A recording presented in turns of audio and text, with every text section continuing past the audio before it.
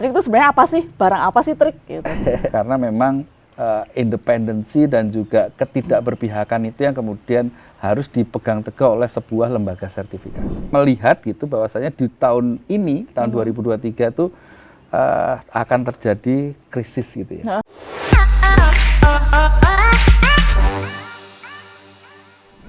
Halo Sobat Trik Talk, jumpa lagi dengan kita di Trik Podcast. Kali ini kita akan bahas tentang cerita trik di 2022 bersama dengan Bapak CEO kita, Pak Randy. Halo, selamat ketemu lagi. Oke Pak Randy, sebelum kita ngobrolin banyak hal, bisa nggak Pak Randy itu menjelaskan dulu trik itu seperti apa? Trik itu sebenarnya apa sih? Barang apa sih trik? Gitu. Biar teman-teman sobat trik di luar itu tahu trik itu sebenarnya apa sih gitu. Ya, trik itu singkatan. Oh, nah, singkatannya, kepanjangannya trik itu Tropical Rainforest International Certification. Oke, International Certification ya. Jadi kalau lihat endingnya tadi certification, jadi artinya trik itu sebuah lembaga sertifikasi. Atau lembaga atau perusahaan yang mengeluarkan sertifikasi kepada siapapun itu. Gitu ya. Kalau kita bicara lembaga sertifikasi itu bisa ada 3 hal. Jadi bisa kepada sertifikasi kepada prosesnya, bisa sertifikasi kepada perusahaan atau unit manajemennya, bisa sertifikasi terhadap personel. Nah, kurang lebih gambaran trik secara umum tuh itu. Jadi sebuah lembaga sertifikasi berarti perusahaan jasa ya, yang mensertifikasi bisa orang, bisa proses, bisa personel. Oke. Kata kuncinya adalah perusahaan jasa untuk sertifikasi. Tapi ngomong-ngomong nih Pak, trik itu sendiri jasanya terkenal dengan SIP ya, sertifikasi, inspeksi, dan pelatihan. Tuh gimana tuh? Ya, barangkali banyak rekan-rekan atau sobat trik di sini yang belum tahu sebenarnya ya, belum tahu masih bertanya-tanya di dalam hati ini sebenarnya perusahaan apa sih gitu kan? Betul. Perusahaan apa? Kalau dari namanya tadi, dari kepanjangan dan namanya sudah saya sampaikan. Tapi artinya trik ini saat ini bergeraknya di 3 lini tersebut, sertifikasi, inspeksi, dan pelatihan. Kalau sertifikasi tadi ya 3 ya, bisa proses, bisa orang, bisa perusahaan. Kalau inspeksi sama juga, inspeksi itu adalah memeriksa, berarti ya. Nah, pelatihan kita tahu sendirilah, memberikan training-training gitu kan untuk menambah kompetensi yang itu tentunya kepada personel. Itu yang lini bisnis lah ya yang dilakukan oleh trik. Tetapi yang setelah berjalan saat ini tentunya dari namanya Tropical Rainforest. Ya, jadi itu kan semacam kayak gambaran hutan-hutan ya. Nah ini memang menjadi menjadi gambaran nih karena dulu ketika awal berdirinya trik itu memang diinisiasi oleh beberapa teman-teman, beberapa rekan-rekan yang dulu itu lulusan dari kehutanan. Berarti kesannya tuh hutan banget gitu ya? Kesannya hutan banget ya, Tropical Rainforest gitu ya dari kehutanan. Tetapi sejalan dengan berjalannya waktu, bidang yang digeluti atau jasa yang digeluti oleh trik ini bukan hanya di bidang kehutanan. Kalau di bidang kehutanan saat ini kami punya skema sertifikasi SWLK. Ya. Sertifikasi SWLK itu untuk para industri-industri kayu dan eksportir yang berbahan baku kayu lah, gitu ya. Nah, tetapi berjalannya waktu kita berkembang terus bukan hanya SPLK saja. Saat ini kami juga punya inspeksi itu bisa kepada intinya adalah menjadi pihak yang independen. Pihak yang independen menjembatani antara penjual dan pembeli, seller dengan buyer. Pihak ketiga independen itu ya? Pihak ketiga independen yang kemudian memeriksa atau melihat dan menilai gitu barang atau hal-hal yang kemudian akan diinspek.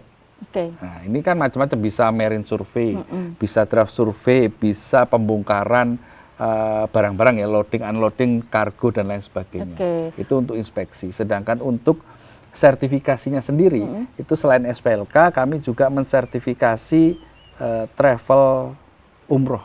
Travel umroh, haji umroh ya? Umroh dan haji ya, umroh dan haji. Jadi kalau disebutnya travel umroh itu kan PPIU, perusahaan penyelenggara ibadah umroh. Nah ini kan kenapa kok kemudian pemerintah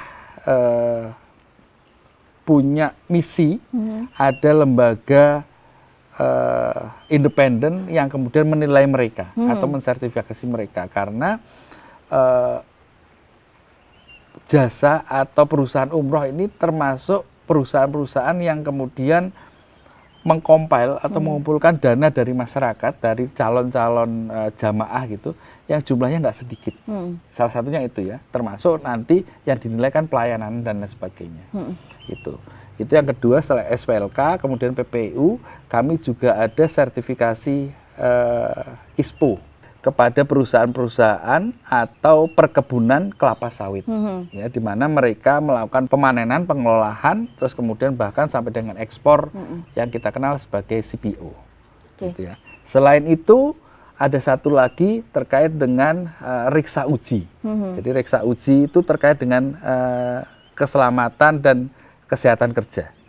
Jadi kita tahu bahwasannya di semua industri, terutama ya perusahaan besar dan industri, contoh misalnya hotel, rumah sakit, pabrik, perkantoran dan sebagainya, itu punya peralatan K3 seperti hidran, sprinkler, penyalur petir, terus kemudian genset, boiler, alat angkut, lift, eskalator. Nah, hal-hal ini yang kemudian menjadi celah untuk trik bisa bermain di sana. Bermain dalam hal ini adalah menjadi pihak yang independen untuk menilai, ya, untuk menginspeksi alat-alat tersebut layak atau tidak untuk digunakan penggunanya.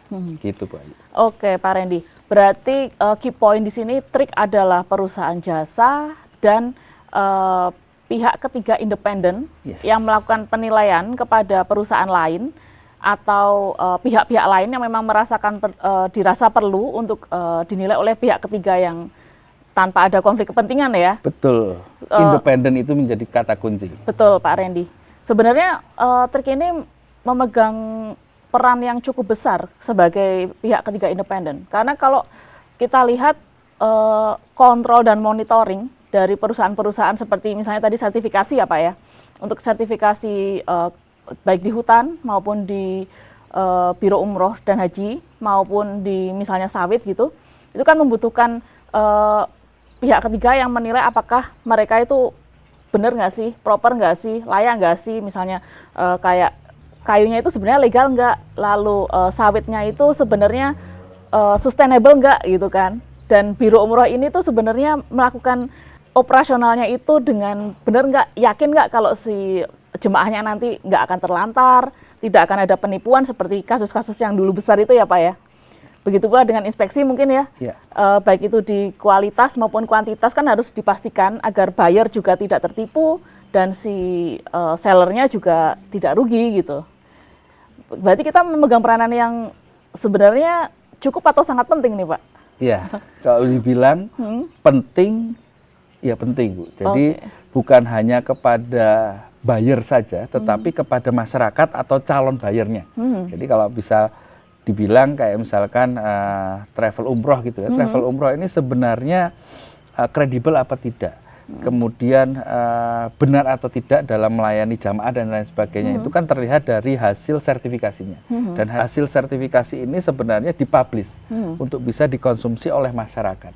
Ya, termasuk tadi kalau sertifikasi kayu tadi, itu kan juga dipublish untuk barangkali calon buyer atau masyarakat atau vendor siapapun yang kemudian ingin bersinggungan dengan perusahaan tersebut tahu lebih dini ya kualitas atas perusahaan tersebut.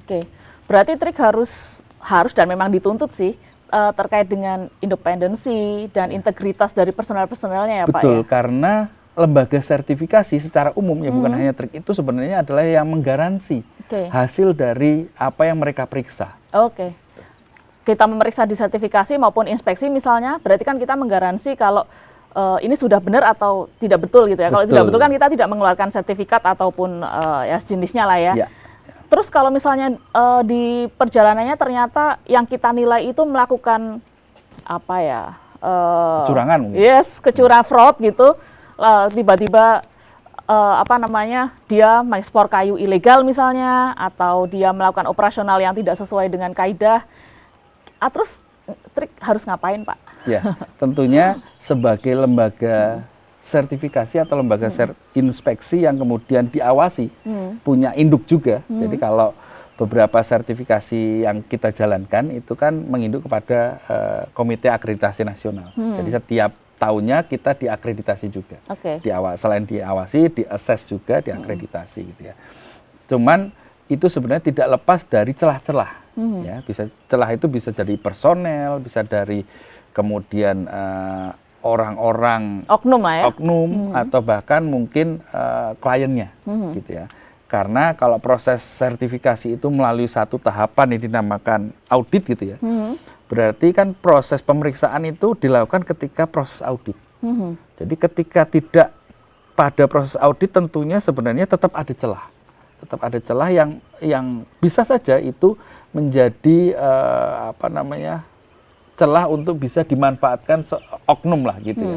Nah, inilah yang kemudian harapannya lembaga sertifikasi atau lembaga inspeksi tidak bekerja sendiri. Ya kan, ada pemantau independen, ada masyarakat, ada stakeholder lain gitu ya, yang tentunya mereka juga bisa dengan mudah melaporkan ketika dijumpai hal-hal yang tidak sesuai. Ya, tidak sesuai gitu. Nah, kemudian secara regulasi, secara mekanisme lembaga sertifikasi juga bisa melakukan semacam audit khusus atau disebut dengan audit tiba-tiba, di mana ketika ada pelaporan semacam itu kita turunkan tim ke lapangan, ya, tim ke lapangan untuk memeriksa apakah laporan tersebut benar adanya, apakah kondisi real itu yang dilaporkan itu sesuai dengan kondisi realnya. Nah, ini yang tentunya ketika dijumpai ketidaksesuaian, gitu, ini lembaga sertifikasi punya kekuatan, punya wewenang untuk kemudian ketika mereka sudah menerbitkan sertifikat bisa saja mencabut sertifikat tersebut. Oke. Berarti oke ya dengan Trik kita harus tetap menjaga independensi dan integritas. Jadi ketika ada ketidaksesuaian langsung bisa kita cabut gitu ya Pak ya? Betul sekali. Kayaknya tentunya dengan pembuktian dulu. Iya jelas itu harus ada step yang kita lalui dulu gitu. Itu juga pernah dilakukan sih ya beberapa tahun yang lalu ketika ada pemalsuan dokumen dan sebagainya kita terjunkan tim ke lapangan, lalu sertifikat dicabut gitu kan Pak? Karena memang independensi dan juga ketidakberpihakan itu yang kemudian harus dipegang teguh oleh sebuah lembaga sertifikasi. Oke, itu adalah kunci dari trust itu ya Pak ya? Trust dari masyarakat dan sekitarnya. Oke Pak Randy, kita bahas sedikit cerita tentang 2022 ya? 2022 ya? 2022. Gimana nih Pak Yu? Mumpung ini masih awal di 2023, kira-kira apa aja sih yang sudah dilakukan oleh Trik di 2022, capaiannya seperti apa, kira-kira suka dukanya seperti apa? Ya, tentunya 2022 banyak warna ya kalau buat semua perusahaan secara umum gitu, bukan hanya Trik, karena 2022 ini kan bisa dibilang tahun-tahun awal setelah masa pandemi gitu ya. Beberapa perusahaan sudah mulai kemudian beraktivitas secara offline gitu, terus kemudian ada yang tetap mempertahankan untuk online. Trik sendiri itu di 2022 memutuskan untuk tetap mempertahankan efisiensi. Jadi kita sistemnya hybrid gitu ya. Ada teman-teman yang kemudian dijadwalkan harus masuk ke kantor, tapi ada juga yang ternyata memungkinkan untuk dilakukan secara remote dan lain sebagainya. Nah, ini tentunya juga menarik gitu, karena banyak perusahaan-perusahaan kemudian punya tantangan yang cukup besar ketika dari masa pandemi di 2020 dan 2021 kemudian ke 2022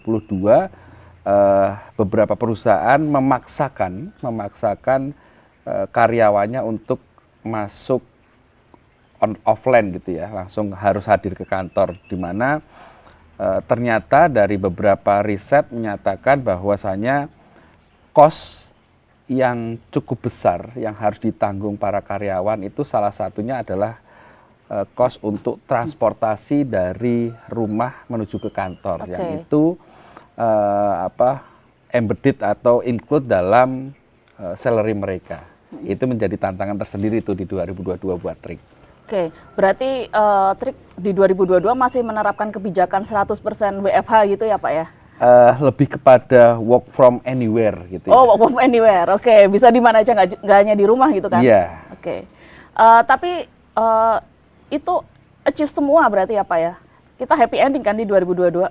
Nah, ini jadi Trik itu pada prinsipnya kami gitu ya, organisasi Trik ini karena masih kecil ya, kami kan baru berumur kurang lebih 5 sampai 6 tahun gitu, sehingga fleksibilitas kami anggap juga penting gitu untuk mencapai sebuah tujuan. Kalau di Trik sendiri punya tujuan di tahunannya itu kan sasaran mutu perusahaan, yang tentunya kita sosialisasikan secara rutin kepada karyawan.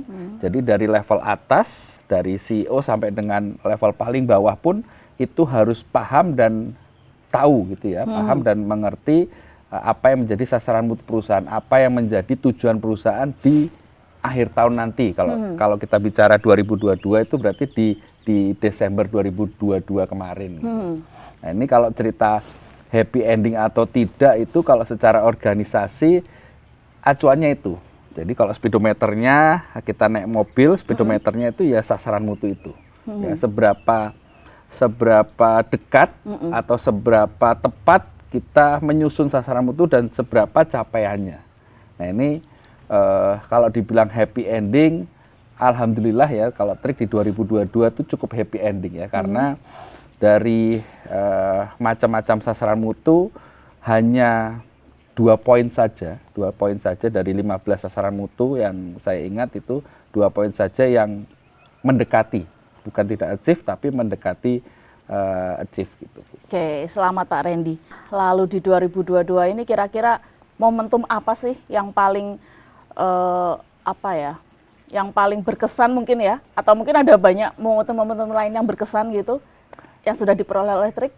Ya, kalau 2022 ini secara organisasi ya, secara organisasi perusahaan memang tahun pertama kita mencoba perombakan yang cukup besar. Perombakan yang cukup besar dari tadinya barangkali bentuknya apa ya, kalau nggak seperti tong gitu atau seperti silindris. Di apanya nih Pak? Di bentuk organisasi. Oke, strukturnya ya? Struktur organisasi. Kemudian di 2022 para pemegang saham kemudian memutuskan ya, setelah melalui proses pembelajaran, analisa dan sebagainya, kita mencoba perombakan yang cukup besar dari bentuk organisasi, sehingga saat ini sudah lebih mengarah kepada bentuk organisasi yang ideal, yaitu adalah piramid. Jadi semakin ke bawah semakin luas. Nah ini harapannya proses pengambilan keputusan-keputusan yang sifatnya strategis dan juga pengembangan dari perusahaan ini menjadi lebih cepat harapannya. Gitu. Berarti kita di 2022 itu ada perubahan struktur organisasi yang cukup signifikan ya? Iya, betul. Lalu mungkin ada momentum lain Pak, misalnya kita ada memperoleh sesuatu atau penghargaan atau apa gitu dari pihak eksternal gitu? Oke, kalau bicara terkait dengan capaian atau penghargaan gitu ya, di 2022 kemarin itu cukup banyak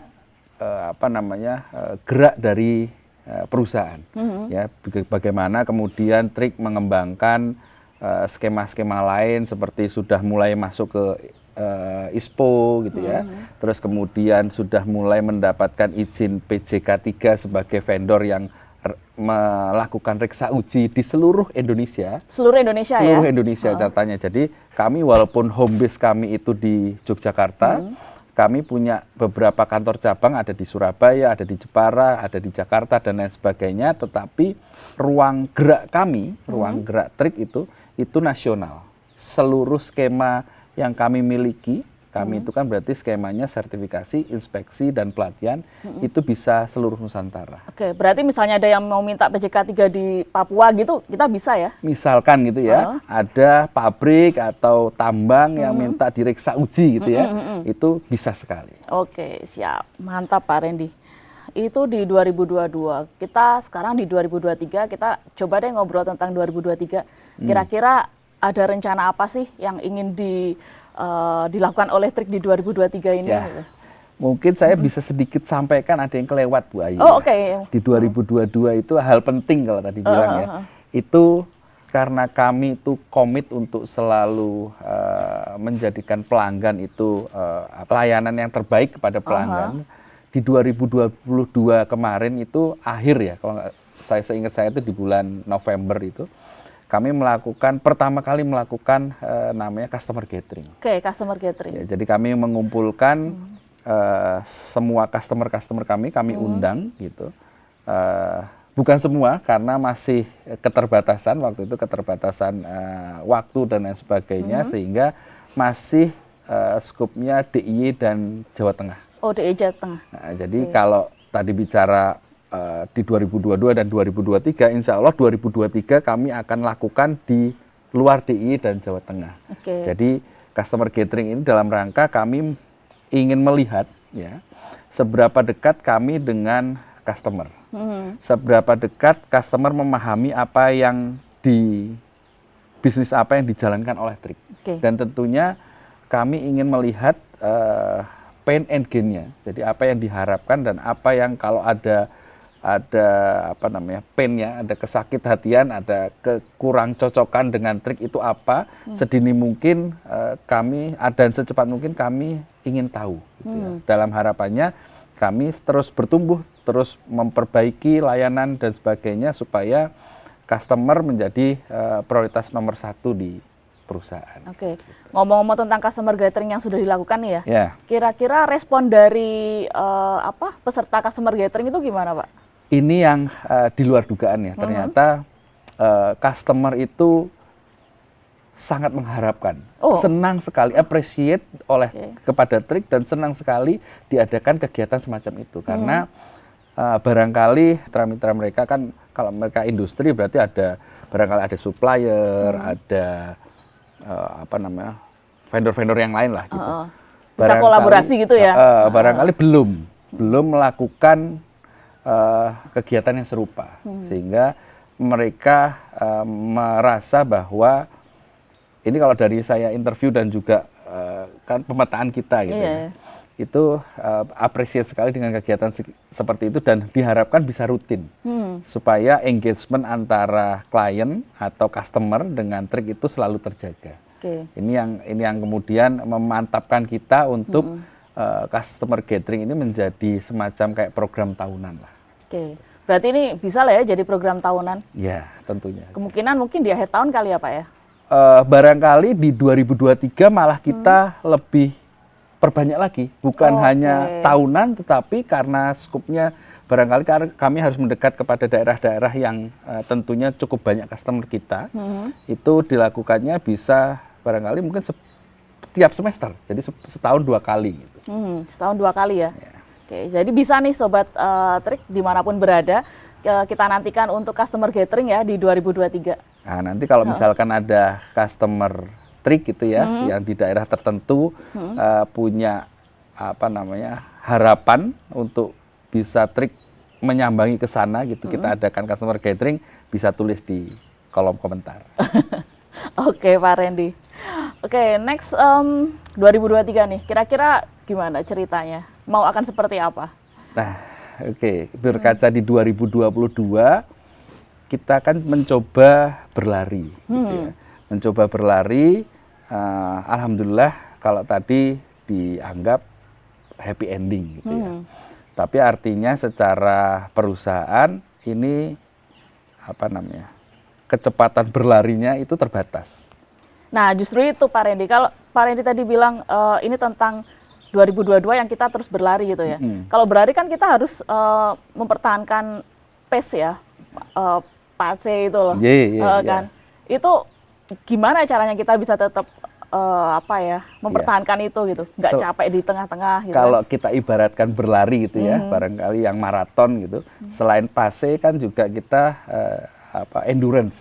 Yes. Nah, endurance itu yang dipertahankan. Nah, ini kalau diibaratkan di organisasi berarti selain senjata yang harus kita miliki, indikatornya juga harus kita perkuat. Ya, jadi supaya kita tahu kalau di mobil gitu ya, atau kalau kita berlari, sisa minuman yang kita masih bawa gitu, atau energi yang kita masih bawa itu tinggal seberapa. Itu supaya kita bisa, indikator itu kita tahu. Ya, terus kemudian selain mungkin minuman, mungkin ada snack atau apapun dan sebagainya, atau kelelahan kaki kita itu udah seberapa, itu kita penting rasanya untuk kita ukur semua. Sehingga di awal 2023 ini seluruh indikator-indikator dan juga kesiapan organisasi itulah yang kemudian kita susun bersama.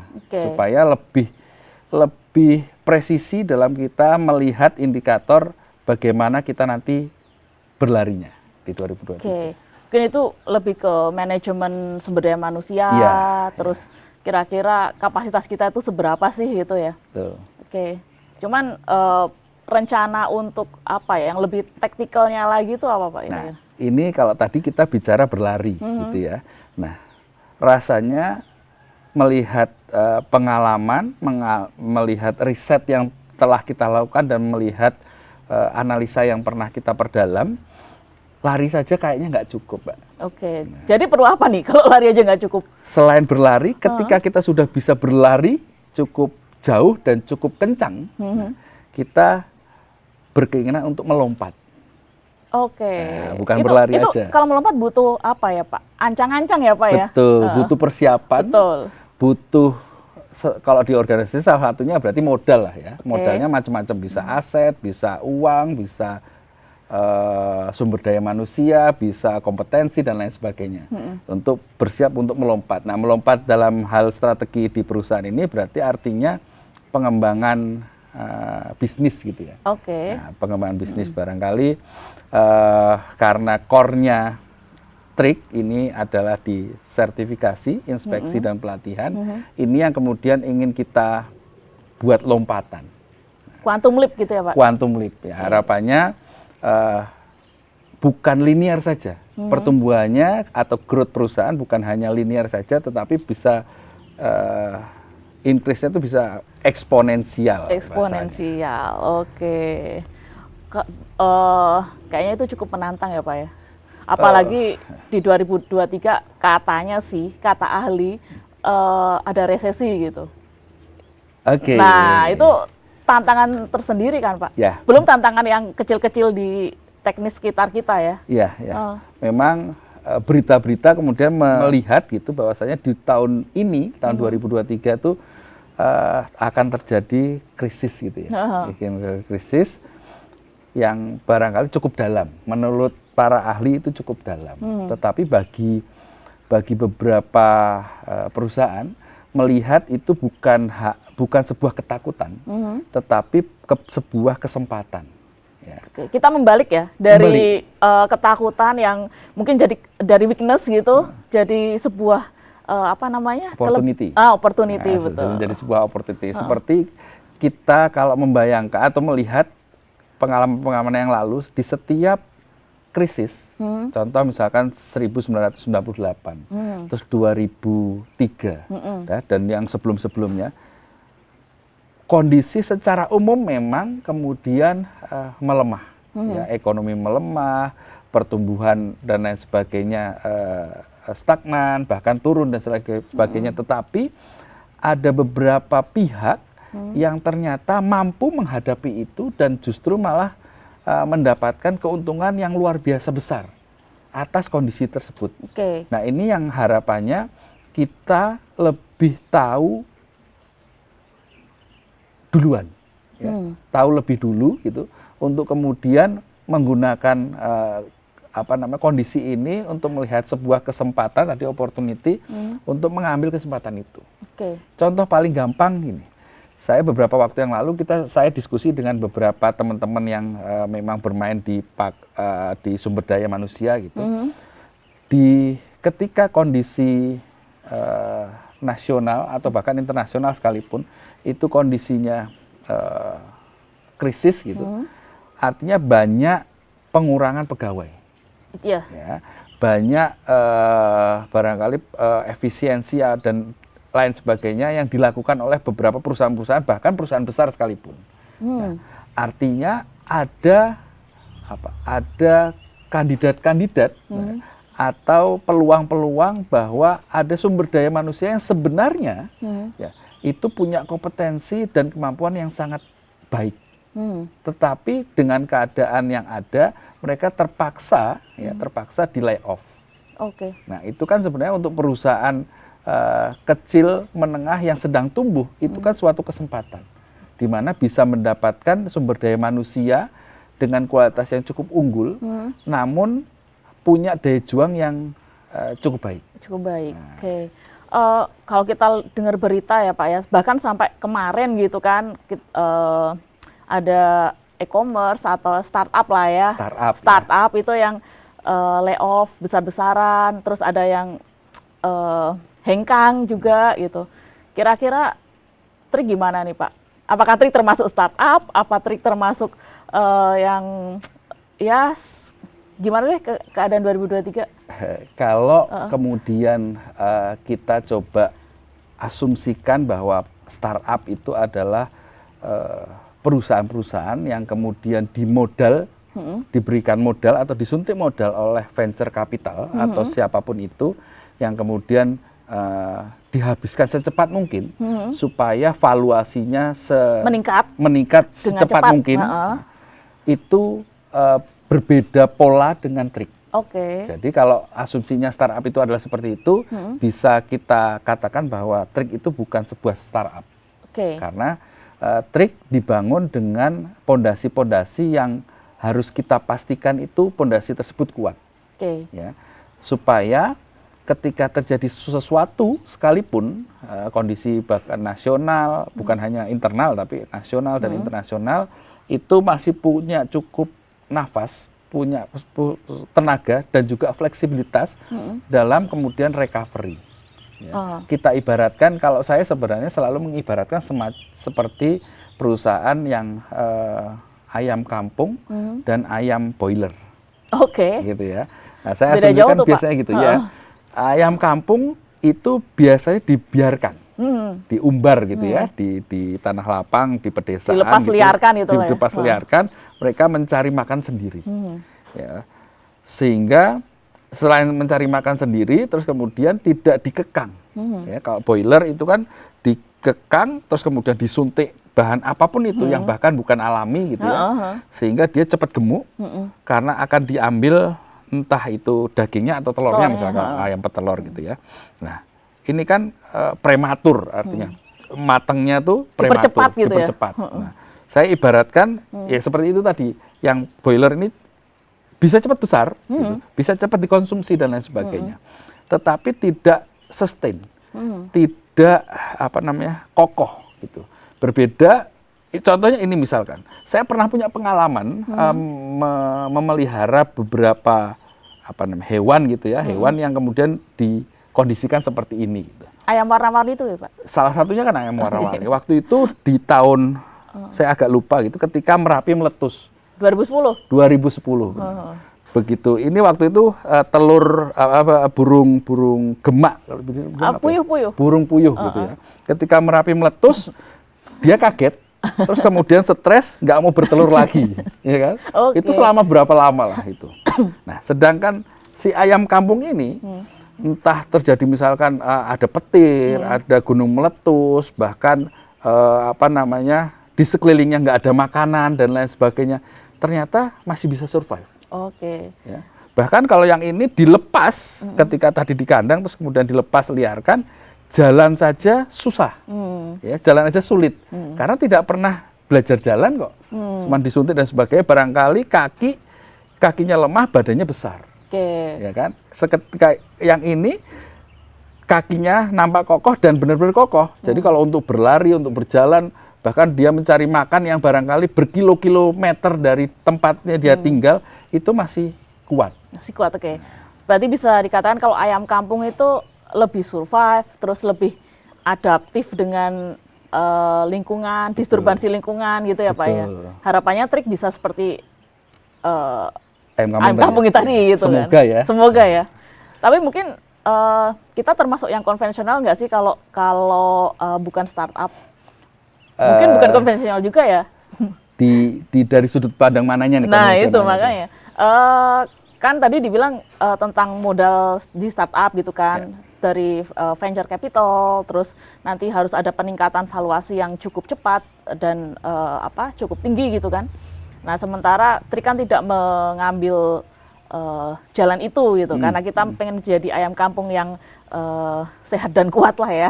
Nah apakah bisa dikatakan kalau Trik itu termasuk perusahaan yang konvensional atau sebenarnya kita di antara dua hal tersebut gitu? Karena mengingat juga sebagian besar dari teman-teman Trik itu adalah usia-usia di bawah 30 kali ya. Muda-muda ya. Muda-muda bisa dikatakan muda. Generasi apa? Z berarti ya. Ya Gen Z dan milenial, Pak. Iya. Ya. Kalau asumsinya seperti yang dikatakan Bu Ayu tadi, Trik bukan sebuah perusahaan yang membutuhkan kapital yang besar. Oke. Ya kan? Itu yang sehingga valuasinya itu bukan dinilai dari besaran modal yang kemudian bisa ditanamkan dan kemudian bisa membuat Trik berlari cepat, melompat, bahkan terbang. Gitu ya. Tapi Trik itu karena sebuah perusahaan jasa, gitu ya, perusahaan jasa, sertifikasi, inspeksi, dan pelatihan, maka modal utamanya sebenarnya adalah sumber daya manusia yang dimiliki. Oke. Ya, selain sistem tentunya ya, sistem iya, yang diciptakan, tapi sumber daya manusia yang dimiliki. Nah itulah kenapa Trik selalu mencoba menanamkan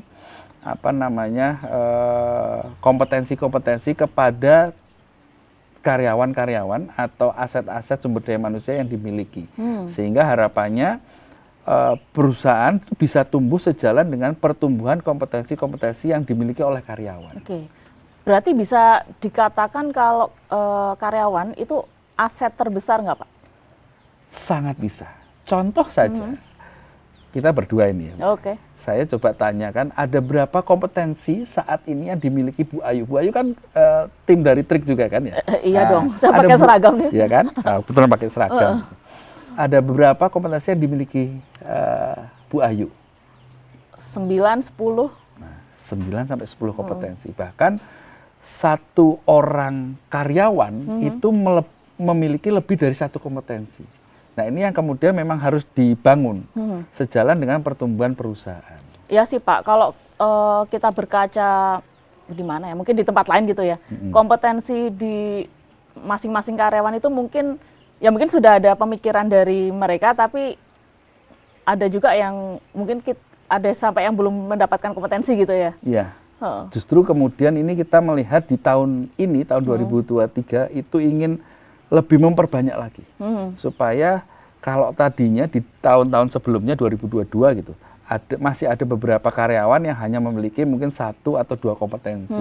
Harapannya kita bisa 2023 dan selanjutnya kita bisa menambah kompetensi tersebut. Jadi satu orang bukan cuma hanya memiliki 1 kompetensi, kita memastikan itu bahkan sampai dengan level paling bawah. Karena harapannya sejalan dengan bertumbuhnya kompetensi karyawan, di mana karyawan menjadi aset terbesar perusahaan sampai dengan saat ini kemakmuran atau kesejahteraan karyawan itu bisa meningkat sejalan dengan penambahan kompetensi yang dimiliki oleh mereka.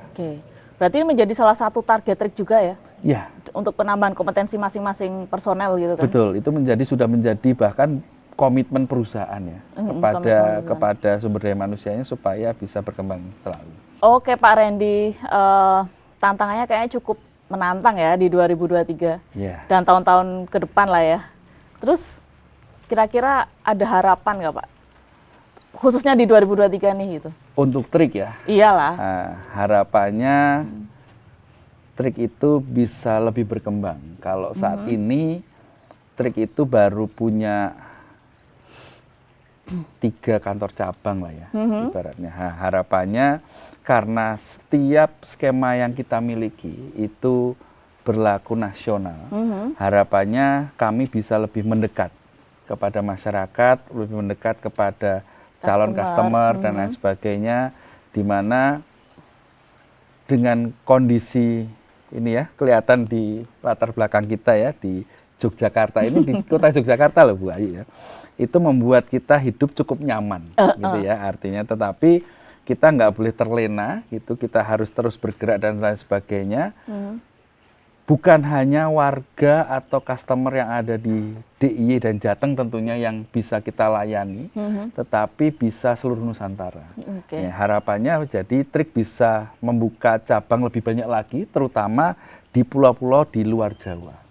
Satu step sebelum go internasional lah ya Pak ya? Insya Allah, doakan ya. Iya, siap. Oke, terima kasih Pak Randy. Kayaknya bincang-bincang kita mungkin cukup dulu ya sampai di sini. Ya, semoga bisa menambah masukan, bisa menambah insight, bisa menambah manfaat buat rekan-rekan dan sobat Trik semua gitu ya. Kayaknya itu aja Mbak. Oke, terima kasih Pak Randy. Oke Sobat Trik, dimanapun Sobat Trik berada, demikian diskusi dengan Bapak CEO, Bapak Randy Agung Firmansyah. Semoga diskusi kita kali ini bisa menambah insight untuk Sobat Trik dimanapun Sobat Trik berada ya. Dan jangan lupa like, subscribe, and comment. Terima kasih. See you.